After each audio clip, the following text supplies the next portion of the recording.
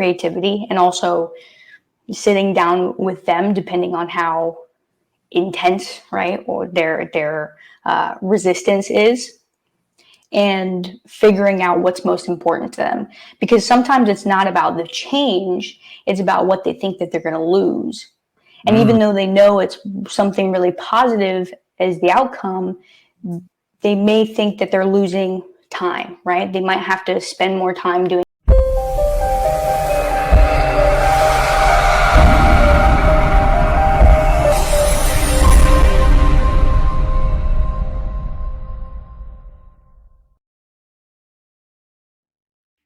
This episode is brought to you by ERC, Employee Retention Credit. They specialize in getting money back for your business. Receive up to $26,000 per employee. It only takes 10 minutes to see if you qualify.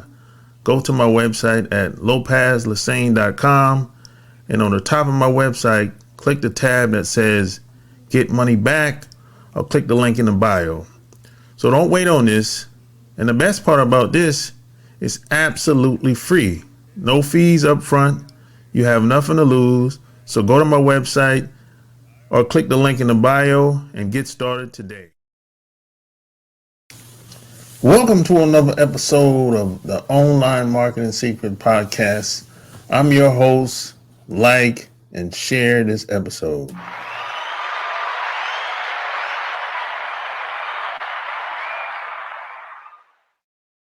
So today, I have a wonderful guest. If you ever wanted to know about how to start a company and what it takes to be much more productive with your employees, this is the episode for you. Because my special guest, she's obsessed with bringing innovative ideas in life and helping teams of people become much more creative, collaborative, and adaptable within their company. And she teaches small business owners how to, be much more productive, how to get things done, and ultimately at the end of the day, how to have more harmony within your business as an owner, as a leader, and how to be much more productive as a team in your business. So my special guest today is Haylee Kalani McDonald.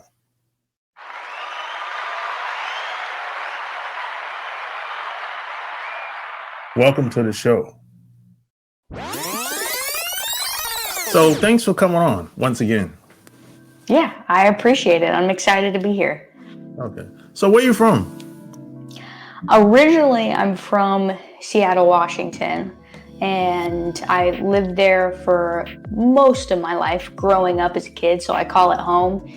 And then just more recently, within the last 3.5-ish years, I've been down in Florida. So right now I'm in St. Petersburg, Florida, which is all the way across the country, but it's good. I like it. So how did you get started in marketing? Was it always something you always wanted to do, or it just happened to be something that you got involved with? It definitely happened to be something I just got involved with. When I was growing up, I definitely don't think I ever had the thought of I'm going to be a marketer one day, or I'm going to be in the marketing industry. One thing I did know for sure is that I wanted to be my own boss, whatever that looked like. And when I was growing up, I had a lot of different passions. I was into sports, I was into music, and those were probably my two biggest passions. So I thought, I would go into one of those areas. And I actually wound up working at a recording studio in Seattle, Washington as an audio engineer and producer. So I was in the music industry for a hot minute and absolutely loved it. I still love music to this day. But when I was working there, I had just met so many incredible people that really struggled to make any sort of living off of what they were really talented at, including myself. Like the starving artist thing was a real term.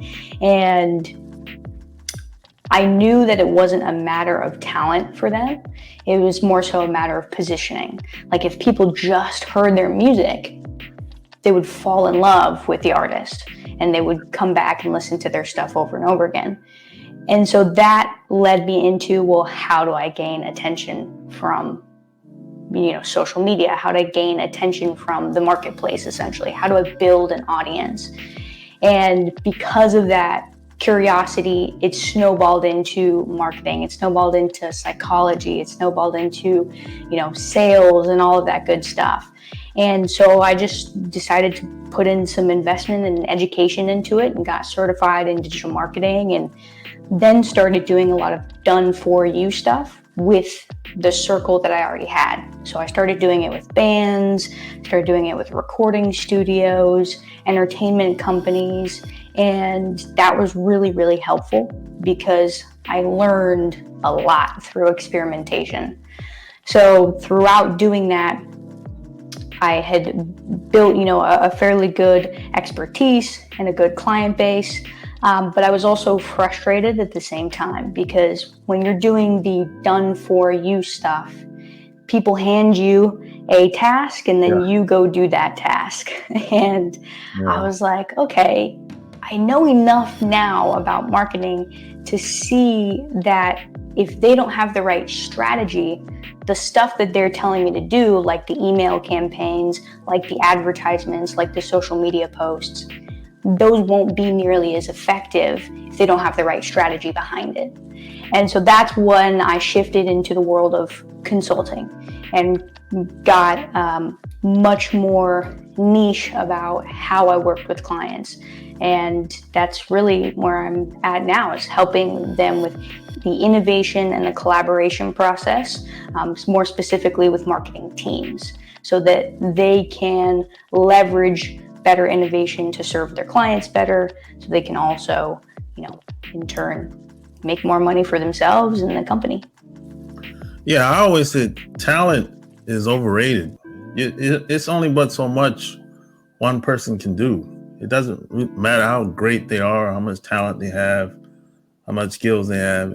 If you don't, it takes a team if you want to go big, if you want to do something in a major way, So being in the music business, what was your job? Was it mainly in the studio or what? Yeah, I was in the studio. So I was the person behind the board with the switches, with the knobs, and then also the person setting up the mics, placing them, picking out which mic is going to sound best and where in the room.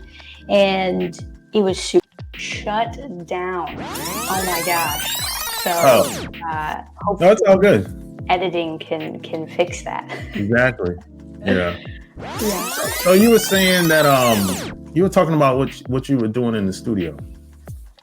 Yes. So in the studio, I was the one behind the switches, getting everything together and in the actual studio room as well. So placing the mics, picking out what would sound good.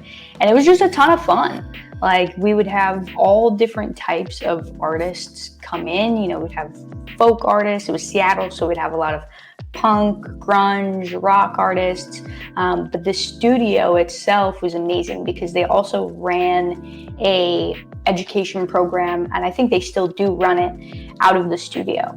And so you could be a student there and learn hands-on faster than you would anywhere else, and work with actual artists really quickly in a world-renowned studio. So it was a really cool opportunity, and I had a lot of fun doing it. I miss it, actually. Yeah, I was around people that knew other people that were in the music. Like being in Atlanta, you run into a lot of that. And I realized that a lot of people, a lot of rappers, singers, whatever type of music they're into, they don't know how to promote themselves. They really don't. They really don't know how to. Now they have the talent. They know how to do whatever they know how to do. But when it comes to like just promoting themselves, they do not. That I was a little shocked when I learned that. You know? Yeah. Yeah. I think it's when you're so talented in one area, like the odds of you just picking up another skill, because marketing really is a skill and it comes more naturally to others. And just like it is a skill, you're able to learn it. But if you don't actively pursue learning it, then there's gonna be a learning curve when you try and promote yourself. And it's also a weird thing. Like, it's not necessarily natural to just promote yourself and promote this thing that you've created, but it is more natural to share it. And I think that if you learn that it's natural to share it, then you can bridge that gap in marketing where people say, well, I need to kind of sell myself. It's like, no, you just need to share the already cool stuff that you're doing. And the quote that comes to mind, I think it was Ryan Serhant who made this up, I'm not sure. But people don't like being sold to, they like shopping with friends. Yeah. So if you can be that friend who's like, yeah, I just made this sick music video, do you want to see it? Or this is the process that I went through to make it. It took us like 5 weeks to do it, but I'm super proud of it and I think it looks really great. You know, that gets other people excited too. So if you can learn that sharing is a part of the marketing process, I think it makes marketing easier if you do wind up learning that as a skill. Yeah, and I always say that people that have, you know, a service business or could be somebody that's in the music business, they kind of have an advantage in some ways because they can kind of create a persona. I mean, if they want to. Now, some people take it too far. Some people take it too far sometimes, but they can kind of create a persona versus if it's a big business, you know, it's kind of like most of the time there's nobody speaking. We don't know who we're buying from. All we know is we're buying from, I don't know, Bank of America, but we don't really know anybody behind Bank of America. So sometimes I think it's easier, you know, if you have a service or whatever you have going on sometimes, you know. So yeah. So how did you know that you could even teach marketing while you were in the studio, just doing your job and everything? I don't think I knew it at the time. I think at the time I was really good at making a connection with people in the studio, and I felt pretty good about, you know, even through school and growing up, being able to resonate with people on a one-on-one basis. And I knew that that was a skill that I had, but I don't think that I knew that I would be able to teach. But when I was growing up, you know, I would teach my friends, you know, we'd go play soccer and they've never played soccer, but we're just doing it for fun. And so I would, in a sense, kind of teach them. Or, you know, we'd be playing a new board game and a few other people didn't know what it was. So in a sense, I'd have to teach them. Or a new artist would come into the studio and it's their first ever time. You kind of have to teach them what it's like to be in this small booth, talking into a mic, hearing yourself on the other end, and then singing with a little bit of background music. And so you in some ways I would teach other aspects of skills or other situations where I would teach people. And then eventually when I did get into the marketing, because at first it was all done for you, I would still have meetings with the business owner or with the manager. And I would say, look, this is where we're at right now. This is where you said you would like to be. Here's how I think that we'll get there. And then it was my job to articulate why I think that would work. And I think that was part of the teaching process.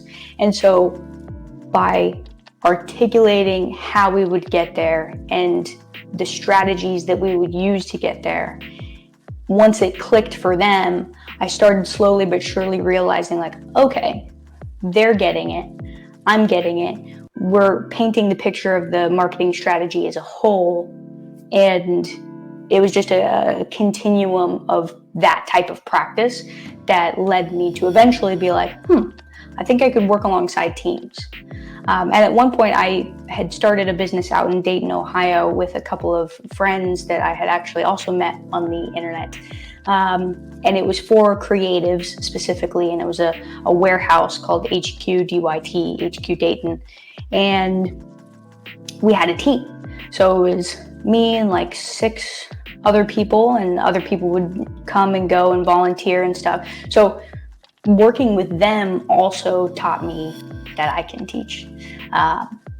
And that was a really humbling experience as well, because when you have multiple different people working on the same project, you've got multiple opinions, you've got multiple perspectives, you've got a lot of moving parts. Yeah. And so that was a humbling experience to learn how to take those moving parts and make them mesh together in the best way possible.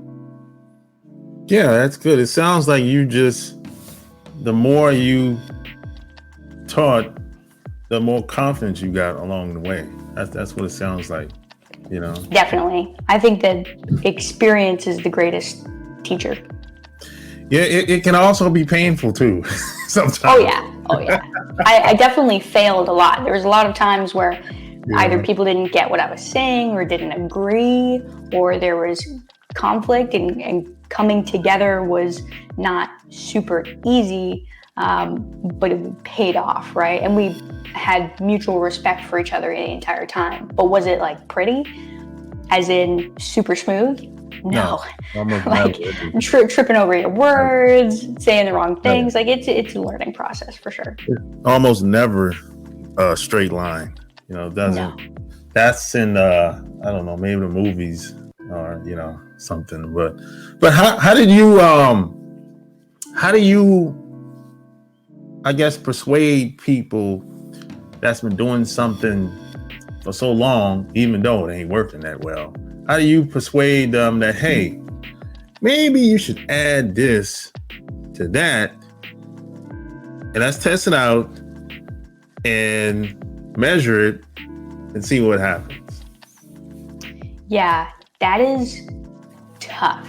I think that there's varying degrees of how attached people are to a certain viewpoint or process, right? Like if you've been doing one thing the same way for, you know, some of these business owners, 15 or 20 years, like that's become a habit.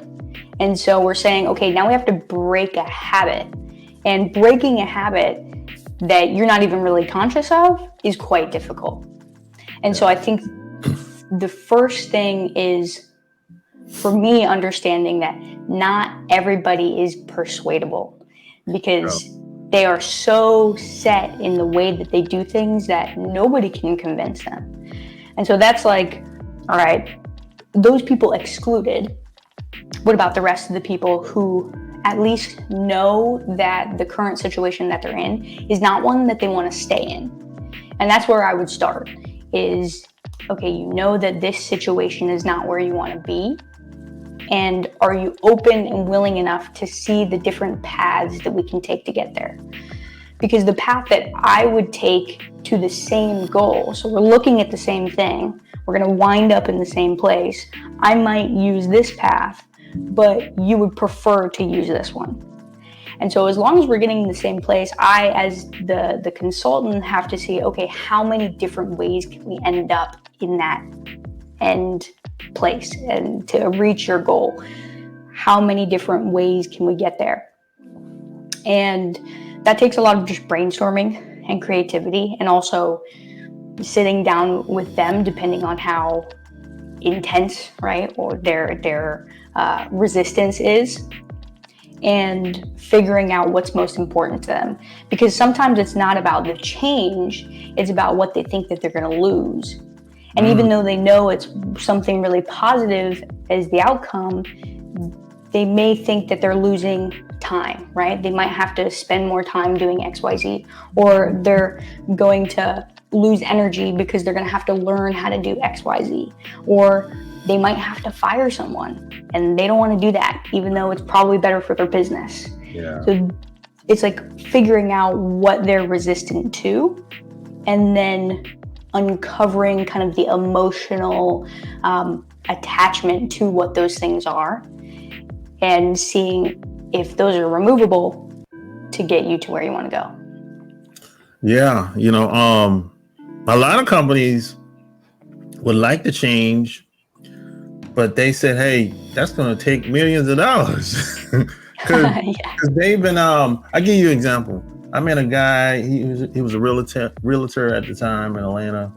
And I think he was working for, I don't remember which company it was, but he was saying that they don't do nothing online, nothing. Everything is, you show up at a walkthrough, at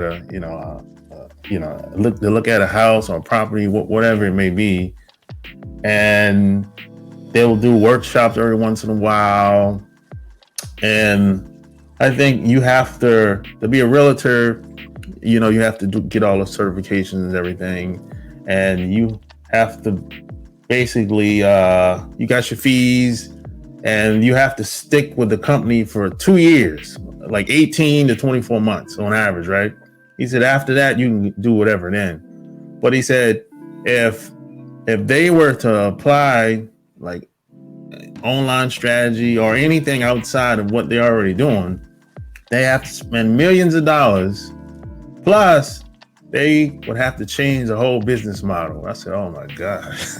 So a lot of these companies want to change, but it's just going to cost too much. I said, oh, okay. Yeah. And I think it's weighing logically and figuring out the numbers of like, okay, is it going to cost me more to do this thing, or is it going to cost me more to not do this thing? Yeah. And calculating that, because I think a lot of times we mentally like weigh the risk. We're like, well, I think it's probably going to be profitable, or no, I don't think it's going to be profitable. And regardless, you're not wrong or right, because you have no idea. And until you actually run the numbers, like, we have no clue whether that's actually going to be a profitable decision to change the entire company and spend millions of dollars on doing that. Will we make 2x, 3x, 4x, 10x on that investment?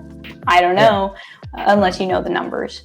But that's probably one of the biggest resistors to change within companies, is just like, okay, how much is that going to cost me? And am I comfortable enough where I'm at and I'm in that complacent space to where shifting and spending a lot of time, money, energy in this sector, like, do I really need to do that? And it's just like, it's a very emotional decision, to be honest. I think that a lot of company executives and leaders are just hey, let me ask you a question. Are you tired of struggling online, not getting the results you want? Maybe you just need some help. If that's the case, go to kingofcashflowwebsites.com/secrets. And the best part about it, you can learn from the best of the best. You can learn from some of the best marketers in the world. Plus, it's absolutely free. It's absolutely free. So don't wait on this. Go to kingofcashflowwebsites.com/secrets. Back to our Red Schedule program. It's like, well, it's working good enough, so why change it? And it's like, do you want to stay in good enough, or do you want to push the limits and say this can be exceptionally good? And for some people, like, good enough is good enough, and no judgment whatsoever to that, because if you're happy, you're happy. Yeah, and I was saying to him, because he was telling me they have a 80% turnover. Oh, like from clients, or like in the brokerage? As far as brokers go. Within 6 months, they got an 80% drop off. So I said, so basically, y'all just running through people. He said, but And you brought up a good point. A lot of these people have jobs. They're not the founders, or a lot of times they're not even CEOs, and even the CEO is going to be less likely to make any major change unless he can see it. Yeah. So it's a tough situation, sometimes, So what's your ideal prospect? What type of companies you usually work with? Typically service-based companies. So that can be creative agencies. Any marketing team, right? So creative agencies is like one of the first that I typically work with, but service-based is the other aspect to that. So real estate brokerages, things of that nature. Usually small to medium-sized companies, marketing teams that have anywhere from 3 to 20 people on the team. So why did you take the group route as far as teaching groups of people instead of because I know a lot of consultants, they'll say, hey, I just teach companies how to start campaigns online or offline, and they'll meet up twice a month. They'll give them the game plan, the roadmap, so to speak, and that's it. But they don't deal with their employees. So why did you choose to take the work as a group instead? The biggest reason was that I find that groups and teams specifically, if they're just given something and the person who gave it to them is not around because what I'm giving to them is something probably new, right? Like if they're already doing the things that I would suggest, then they don't need my help. And so if I am giving them something, it's something that they haven't incorporated into their team before. It's not something that they've incorporated into their daily workflow before. It's not something that their managers and their team have connected on before. And so by saying this is your homework assignment, if we go back to school, if we just give out the homework assignment, half the class will do it and half the class might half-ass it, and then half the class won't do it, or whatever percentages work out, however way they work out. And I think it's the same thing with teams. And so the biggest thing for me is I want every client I have to be as successful as humanly possible. And I believe that the only way to make sure that they're super successful is that I am there implementing these tools, these strategies, these resources with them. And I also think that creates a much tighter relationship, because a lot of what I do is collaboration, right? And so if I'm saying go collaborate yourselves, they're gonna be like, great, I'm just gonna continue doing the same thing I've always been doing. But if I teach them how we all collaborate together, and I learn more about the individuals on the team and the managers and the executives, what's important to them, how they view the world and how they view their work, that makes it a lot easier to, when it does come to implementing the strategy or implementing the tool, for them to not only want to implement it and be kind of eager because they know that it'll be beneficial, but also to be less confused about it too. Like, I don't know how to do this if I don't have that one-on-one help. So that's the main reason why I work with teams. And I also really believe in the best word to use, I guess, is collective intelligence. Like, I think that the best innovation comes from working in groups. And so I wanted to be part of that group because I know it'll help my creativity flourish. And if my creativity is able to be better, then I can serve my clients better. And it's like a ripple effect from then on. Yeah. So I know you meet people from time to time and they'll be like, hey, I got this business, or I'm this, I'm that. How do I get leads? How do I get my phone to ring? How do I sell my product? I know you get that a lot. How do you respond to them? I would first say, what are your inputs and your outputs? And if you already have an influx of people, reaching out to you, you probably wouldn't be asking like, how do I get leads? And so if somebody's asking, how do I get leads? Typically it's an indicator that they are in somewhat of the beginning stages of building their business, their book of business. Yeah. So the first thing I would say is, because people buy from you and you work with people, even if you are a product or you sell products, like you're selling products to people, you have to make connections with those people. So the first thing is make as many connections every single day as humanly possible. And those are your inputs. Your outputs will be the conversations that you have with those connections.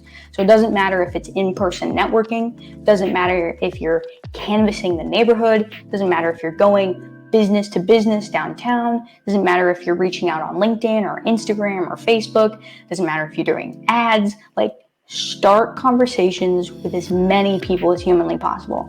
That is how you go out and get leads.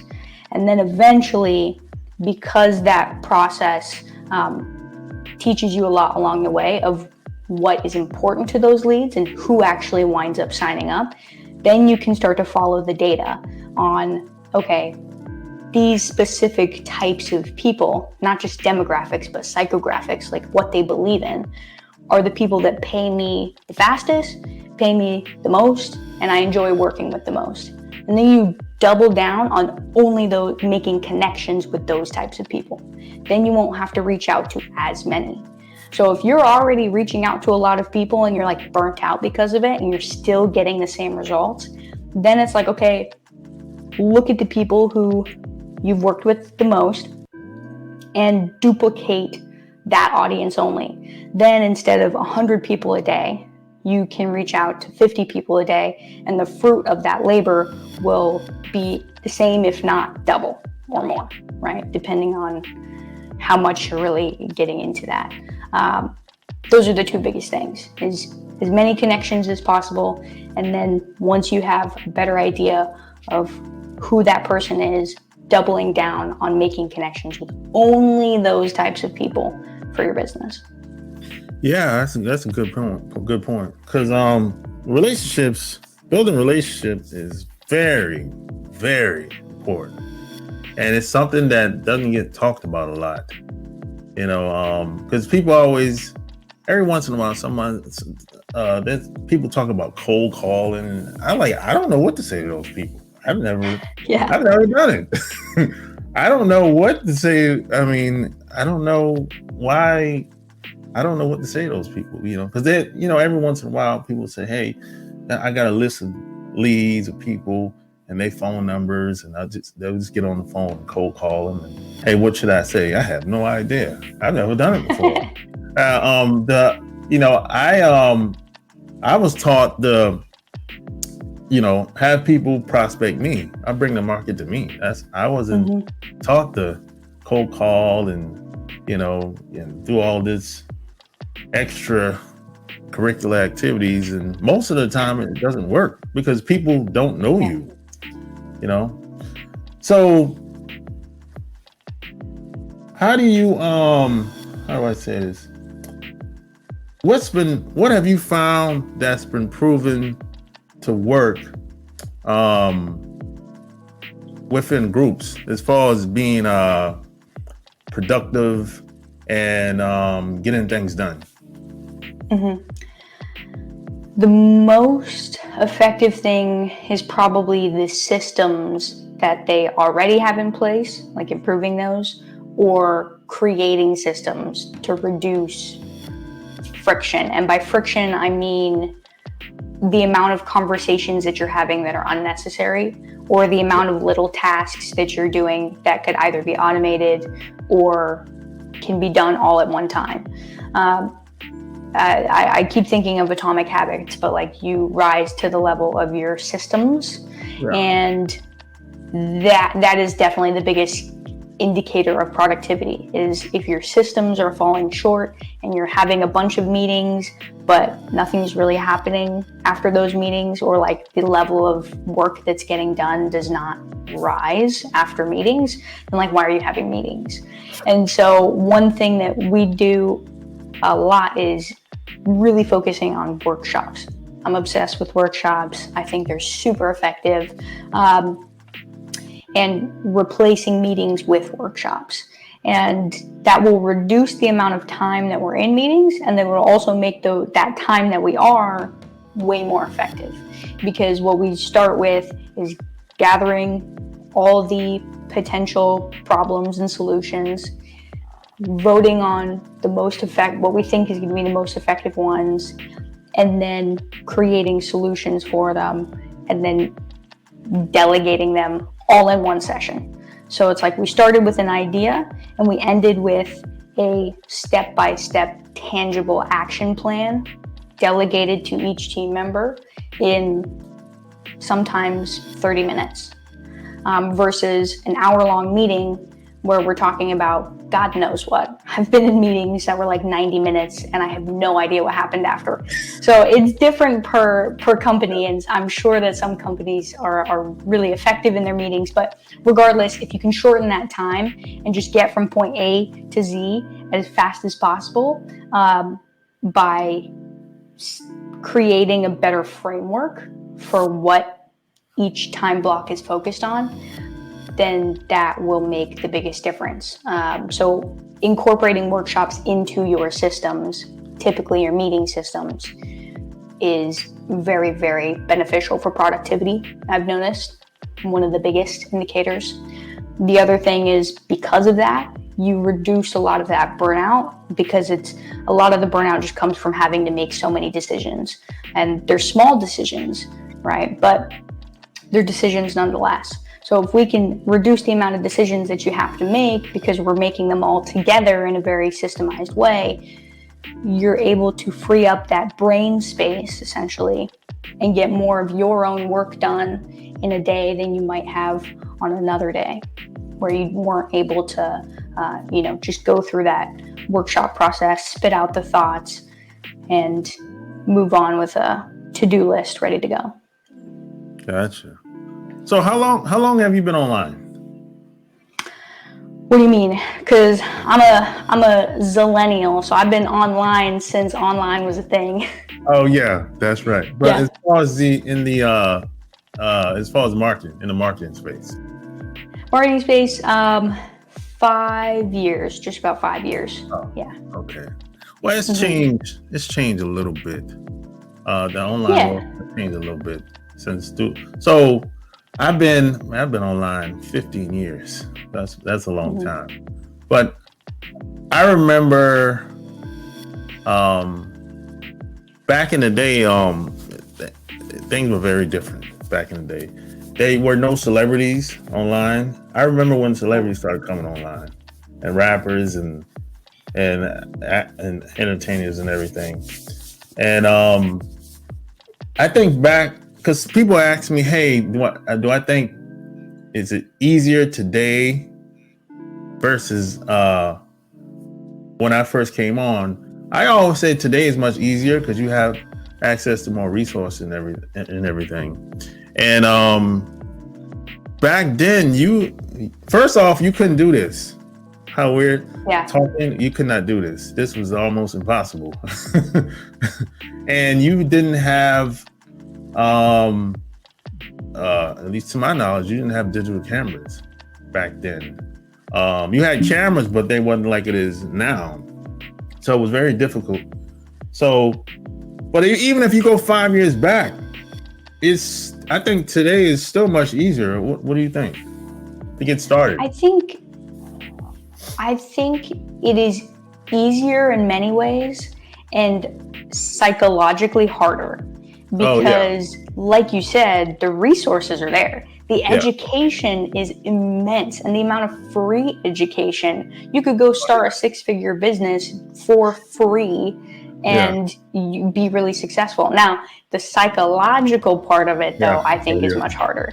And so that's the only big difference I think there is, because there's way more, there's more platforms, there's more competition, there's more saturation in every single niche. There's a lot of stuff going on. And when things get super popular, that's when you start to rely on like tactics and what I should and shouldn't do, what I should say, how I should say things. And that can be psychologically taxing, because 9 times out of 10, I think what stops people from not only starting, but continuing, and then continuing to push through problems that they face, because they're gonna face them, is like analysis paralysis. Like, I don't know what to do. Well, your answer, you probably already know the answer 1. And if you really don't know the answer, you could probably find the answer for free in like 5 minutes on Google or on TikTok, right? Because now that's like our other search engine, basically, or YouTube, right?